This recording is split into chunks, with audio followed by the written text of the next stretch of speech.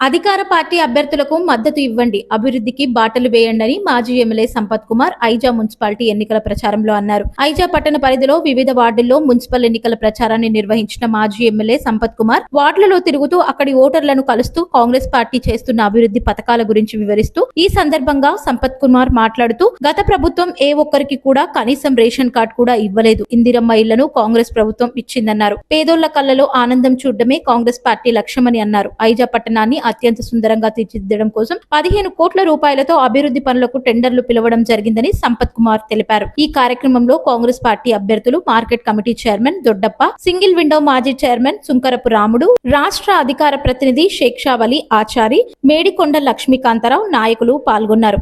సామర్థ్యం ఉంది, రాజకీయ అవగాహన ఉంది. ఐజా మున్సిపాలిటీ మీద ఎప్పుడు ఎక్కడ ఏం చేస్తే ఐజా ప్రజలు సంతోషంగా ఉంటారో తెలిసిన ఈ రకంగా కాంగ్రెస్ పార్టీ విద్యావంతులను, యువకులను వేరే పని ఉండదు. ఐజా ప్రజల బాగు కోసం తప్ప, ఐజాను సుందరంగా తీర్చిదిద్దడం తప్ప, ఐజా రోడ్లను, ఐజా లైట్లను, ఐజా మోడళ్లను, ఐజా పరిశుభ్రతను, ఐజాను సుందరంగా తీర్చడం తప్ప వేరే పని మీద ఉండదు. కాంగ్రెస్ పార్టీ అభ్యర్థులు దయచేసి ఆశీర్వదించండి, అండగా నిలబడండి.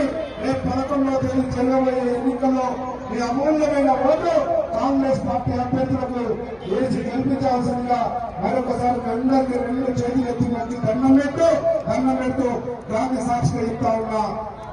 రాజకీయ నిర్వహణలను, మున్సిపాలిటీ సమస్యలు ఎక్కడించాలన్న నిర్వహణలను ఏదో మాయ చేసి మంచిగా చేసి ఓట్లు వేసుకొని పక్క లేకుండా పోయేటోళ్ళని వాళ్ళు పెట్టి నిస్వార్థంగా పనిచేస్తున్న కాంగ్రెస్ పార్టీ పెట్టింది.